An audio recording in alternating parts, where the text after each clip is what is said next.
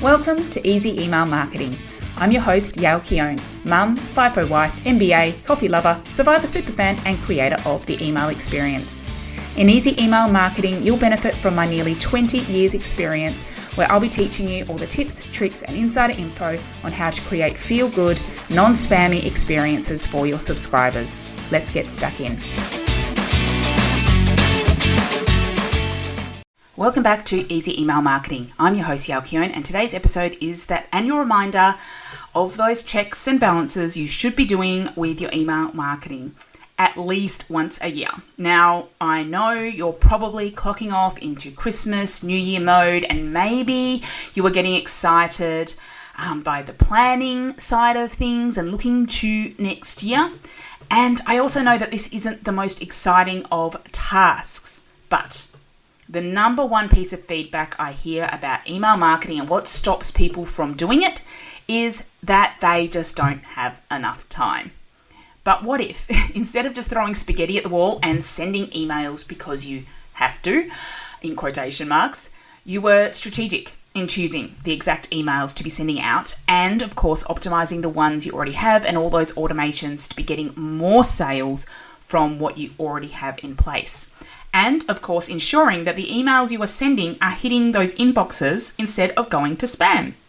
So this is actually all about stopping you from wasting time and focusing on what is working best and ensuring that everything is working as it should and that it will continue working well into the future.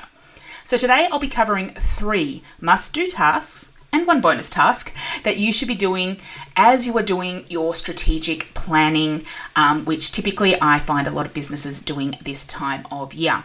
But before I get stuck in, if this is a task that you are dreading and know you will totally avoid, then you may want to claim one of my very limited places for an email marketing audit. I'm hosting up to 10, doing about 10 of these in January. At the time of recording, I've just announced this to my email list, so we will see how many are available still at the time that you are listening to this. But during this audit, I'm going to have a look at all of the factors that I mentioned in this episode and more. Plus, I'll be sharing my strategic suggestions for you going into 2025. So if you want to learn more and snap up one of those spots, head to yaelkeown.com/audit.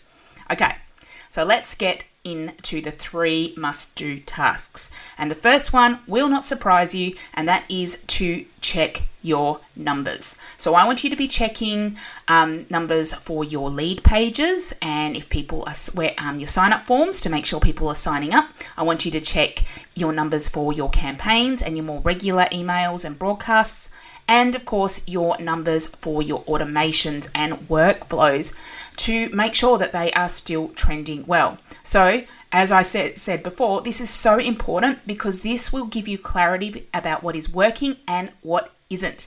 So overall, you will mostly be looking at 3 key numbers. First, of course, your opens, then your clicks, and third, your conversions or your sales. And that is in reverse priority order because obviously our best emails, our best prediction of future success, the main thing we're going for are those sales. So that is the most important factor. Then we're looking at our click rates because that's mostly focused around engagement. And then opens are helpful just to get an overall sense of how things are going and especially seeing trends over time. However, these numbers are not 100% accurate due to things like Apple privacy protection, etc. But if you are comparing to yourself and comparing trends, it can provide some valuable data. So your email marketing software should have ways in which you can get this data, especially those first 2, opens and clicks.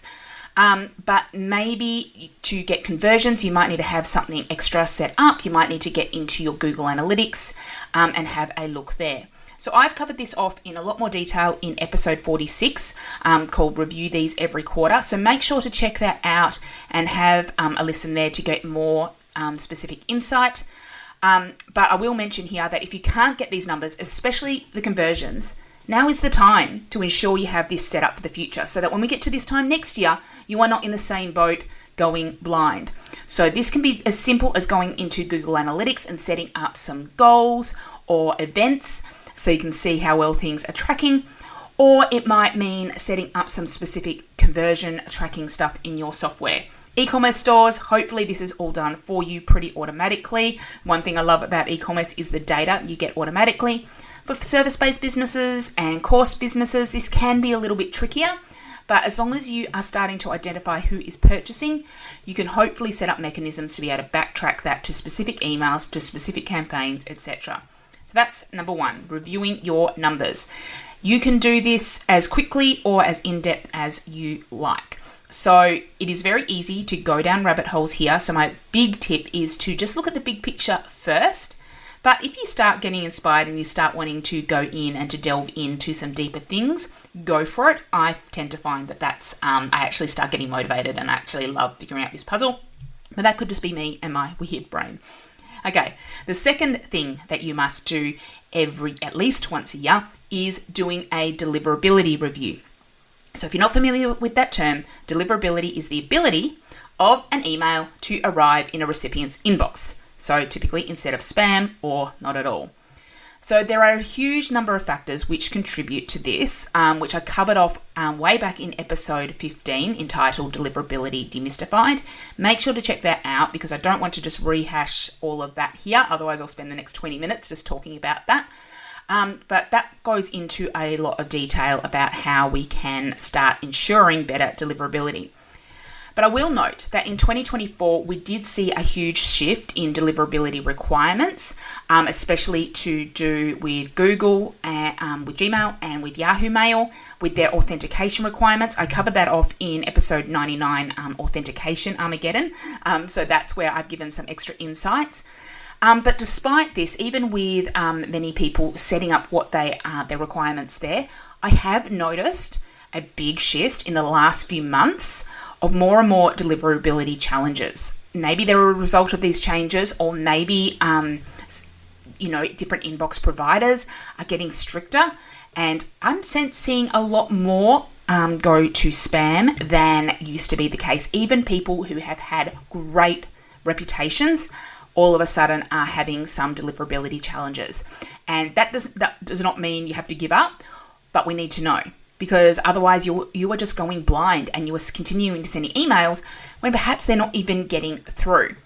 So inbox providers assess deliverability on approximately a 120-day window. So it is something you need to check in on regularly, and it might not be anything that you can detect as a trend, and it can just be literally a drop in something overnight. So one big sign is a drop in open and click rates. So if you were going through that previous task and you saw, all of a sudden it seemed like there was a big drop in open and click rates, that's a big signal to me that there may be a deliverability problem. And there are a few, though, deliverability checks that I would recommend that you do, regardless of whether you're seeing a drop or not. The first one is going to a website called mailreach.co. And I'll put the links for this and the following tests in the show notes. So MailReach has an email spam test, and what you can do is you can send an email from your software to a list of approximately 32 email addresses which they give you, and those email addresses belong to the different major providers, so Gmail, Outlook, Hotmail, Yahoo Mail, etc., and it will tell you where those emails placed. Did they go into inbox or did they go to spam? And you might find that for some, you might be going to spam, but others you are fine. Another two, which you can use, you can choose one or the other or do both just to be safe, is going to mailtester.com. There's a little hyphen in the middle there.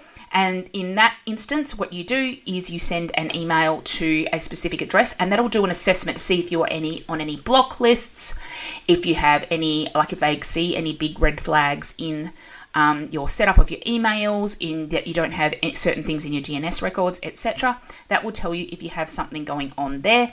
And similarly, MX Toolbox have a deliverability test as well, which you can do, which will tell you similar things, but it's always helpful to have a look at a couple of things. So they'll give you a score and tell you if there are any areas that you could be doing to improve upon.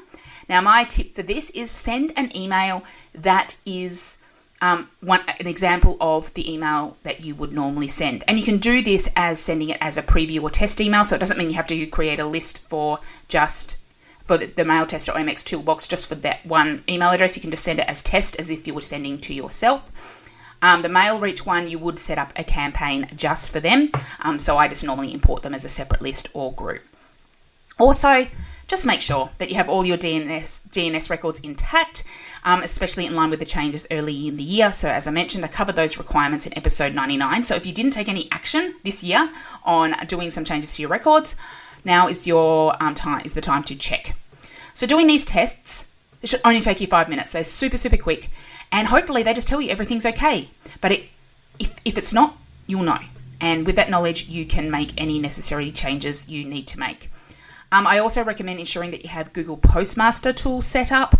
So this is a tool for businesses to be able to track if there's any deliverability problems with Gmail. It helps you track any spam reports, etc. So that is something helpful to have set up. As I mentioned, this should just be a 5-minute task to run those tests. And you should hopefully have peace of mind that everything is going on okay. And if there is an issue, you can start researching, or you can reach out to someone like me to see if we can help get you out of the situation. Okay, finally, task number 3 is doing a list clean. So one of the biggest factors for email deliverability is ensuring that you're only sending emails to those who want it. So this is something called sender reputation. So when people open emails, click emails, etc., that sends good signals to Gmail, to Yahoo Mail, to Hotmail that that person wants your emails. So it will continue to place them in inboxes. However, if you are continuing to send emails that nobody's opening, then it might start not delivering and your sender reputation will drop and you might start ending up in spam. Ideally, you will be looking at cleaning up your list and therefore cleaning out those who are not opening within that 120-day window I mentioned above. But if you haven't done it for a while, this is a good reminder to at least have it as part of your annual review process. So to do a list clean, all you need to do is generate a segment of subscribers who have received a certain number of emails or who have been on your list for a decent length of time, but during the last 120 days or 90 days or some sort of time frame that you choose, that they have not opened, clicked, or visited your website. In other words, they have not engaged at all. Then you can either just unsubscribe them or choose to send them some last chance emails. Generally, I find not a lot of people open this, but if you have a lot of Apple users, that might be something you need to do because you can see, because they might have artificial opens, etc. Caveat here though. If in the previous step you notice you're having deliverability issues, I do not suggest sending emails to unengaged groups. In fact, the opposite is needed, creating a segment of your most engaged and just emailing them for a little while to get that sender reputation going back up. So if you want to know more about how to clean your list, check out episode 80 and I go through in more detail on how to do this. So I know this process brings up concerns that you may miss out on sales, but if they aren't opening, they aren't going to see those offers anyway. And in the end, it may mean that if you continue sending those emails, that all of a sudden you start hitting spam of even your engaged people and potential real customers, and then they can't even see your offers. So please don't fear doing this cleanup. It feels so freeing to make sure that you are only sending emails to people who want them. And this is also a good opportunity as part of this list process to review like how you're currently organizing your subscribers to ensure that you've got all the important groupings in place, like who's a customer or a client or a lead, or who's interested in what topics, etc. So making sure your lists, your segments and tags are set up in a way that just makes sense to you and your business. So they are the 3 must-do tasks. 1, checking your numbers. 2, doing a deliverability review. And 3, doing a list clean.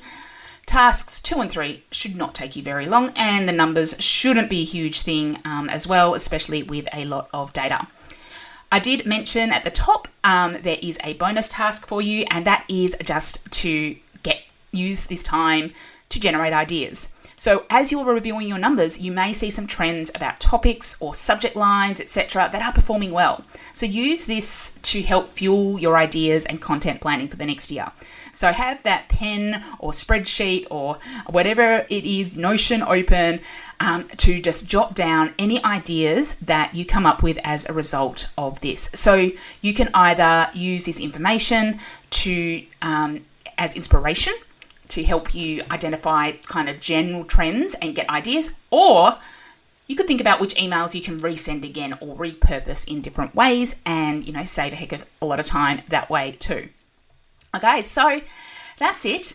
Hopefully you're not finding this too daunting. You might actually, now there's a bit of structure behind it. Now you know what you're doing. It could be something that you might look forward to doing. It's a great task to do in front of a bad Christmas movie, or in that blurry couple of days between Christmas and New Year, or just as you were doing your planning process. Just make sure you allocate some time to doing this. Now, as I mentioned at the top, if the idea of this is just like, nah, it's just too daunting, or you're like, I'd actually like an expert to look this over because it is just a big mess and I'm not really sure what I'm looking at, then definitely check out my email marketing audits. I will look at those numbers for you. I will do those deliverability tests for you. I will prepare a segment of subscribers for you to clean up if you choose to do so, and instructions on how to clean them if you want to go ahead. I will look at how your subscribers are organized and provide suggestions on how to make that just more meaningful and useful for you, plus a range of other things, including your software settings. I will look at the 5 email experiences framework and make sure you have covered off all those experiences, and also have a look at your email content. And the best part is I'm offering this service for only $250, total bargain, but there are only 10 places and it is something I'm only offering for the month of January. I have done these in the past. It's not something I can do all of the time, but it is something I can do that I enjoy doing. I love getting stuck in and figuring out and getting those ideas and figuring out what's working and what's not. Plus, as a bonus, I will, through this process, I'll be identifying, your top priorities, what I recommend you should be doing, and I will give you a bonus course, handpicked from my collection of courses that you have access to help you take action on the thing that I recommend most. So you can learn more all about that at yaelkeown.com/audit. Thank you so much for joining me today. I'd love to hear from you about what you've enjoyed from this episode or what you want to know more about in future episodes. Please do let me know over on Instagram. I'm at yaelkeown, and I wish you a happy Christmas and a wonderful new year. And I will be back in 2025, ready and raring to go. See ya. Thank you for listening to Easy Email Marketing. It's an absolute honour that you chose to listen. If you love this episode, then it would mean the world to me if you could leave a review so that others can find this podcast and make their email marketing easy too. Finally, make sure to subscribe so that you don't miss a thing. Until next time, have an awesome day and make sure to keep showing up and serving in those inboxes.